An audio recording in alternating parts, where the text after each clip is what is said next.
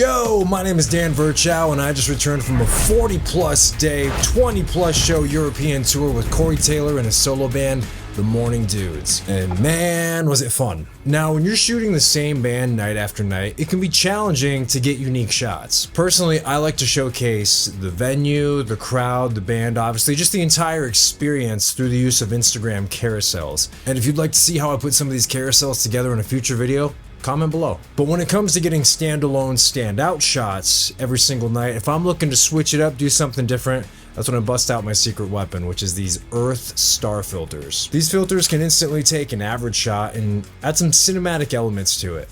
I bought these on Amazon a couple years ago with my own money. This video isn't sponsored. I'm just telling you about this because it might be a cool tool to add to your concert photography kit. This particular pack is the 82mm one because I was using it with a lot of my zoom lenses, and it comes with a 4-star filter, a 6-star, and an 8-star filter. I generally just use the 4-star filter because it's not too overpowering to a scene, and I'll showcase that in just a second. By a second, I mean right now. Let's take a look at some photos.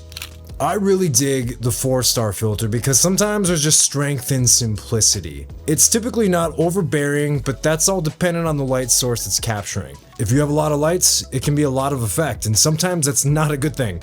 As you can see in these photos, different lights create different star patterns. They just look different throughout them. So it's fun to shoot with these filters because you just never really know what you're gonna get. All right, next up we have the 6-star filter, which as you can see here is still attached to the bottom of this because I couldn't get it unscrewed. More on that coming up in a bit. All right, so the 8-star filter. Before this tour, I had never busted out the 8-star filter because I just kind of thought it might be a little bit too much. And in many ways it is, but in my opinion, it's a lot in a good way. When you get this thing just right, with the right lighting and just the right scenario, it looks sick. Now, some of these shots are teetering on 90s school photo with all the effects, but it really brings life to an otherwise meh shot. This shot of Zach Throne completely has too much going on in it, but without the effect, it's just a photo of him standing there looking down. So I mean, that's why you use these filters. They can give every shot new life, even if it's too much life. There's never too much life. Now in this shot of CT, you can see just how much these filters can pick up because not only is the mic catching some starburst, but the guitar's tuning knobs are,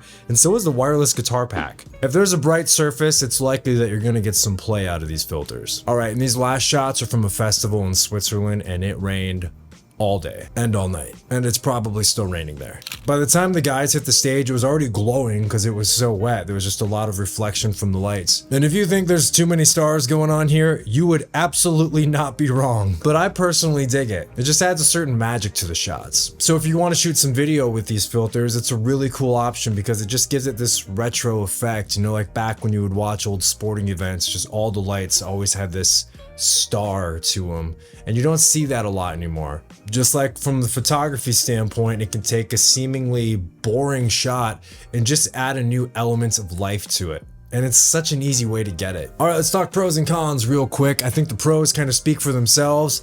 When you nail a shot with this filter, it's awesome. It looks really cool. It adds a whole new life to your image. And it's fun to use because you never know what you're gonna get. You just sometimes, I mean, you just let it rip with this thing and you see the outcome and you're like, how did that happen? That's cool. As for cons though, there's a big one. And that is that when you're shooting with this filter, or any filter for that matter, it's caked in, it's baked in, it's part of your image forever.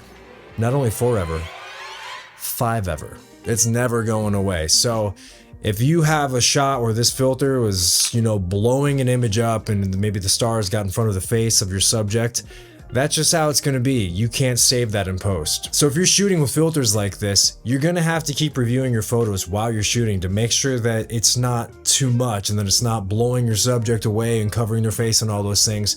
And when you're shooting a concert, typically you only have the first 3 songs. So time is money. You might be losing out on some time using a filter like this. So you can take a great moment, you might capture it, and then you'll look at the photo afterwards and be like, wow, I ruined this photo with this star effect. But sometimes maybe that's the look you're going for. I don't know. It's all very subjective. I mean, I don't know a lot of people that want photos to be ruined, but I mean, people like blurred photos these days, so Aside from that, the other con, I guess, is not necessarily a problem that's unique to this set. It's just filters in general a lot of times. They can get stuck, and thankfully this isn't stuck on a lens, it's just stuck on this case, the 6-star filter I was telling you about earlier. And there's ways to get it off, there's tools, and of course you can use a rubber band, but I didn't have any of those things on me during the tour, and I was just like, whatever, we're just gonna skip over it. So be aware that with this filter and any other one of them, if you turn it on a lens or the case a little too far, it might be staying there for a while. And that just makes me go, shucks. Alright, so in conclusion, you can tell that I really like these filters. It's definitely not something I would use all the time, but if you're in a pretty blah environment, it's a fun and easy way to spice up your photography. If you're interested in picking some of these filters up, I'll leave a link in the description.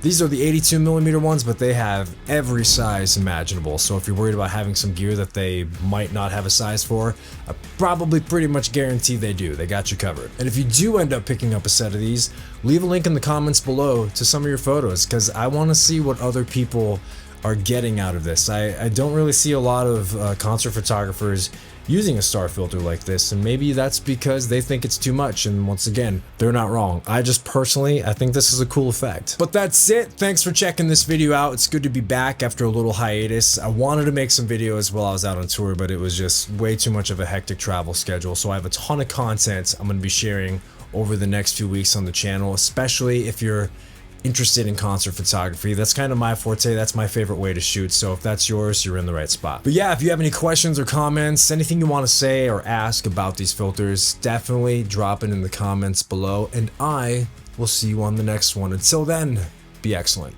and always shoot for the stars. That was a very lame way to end this video. I'm sorry.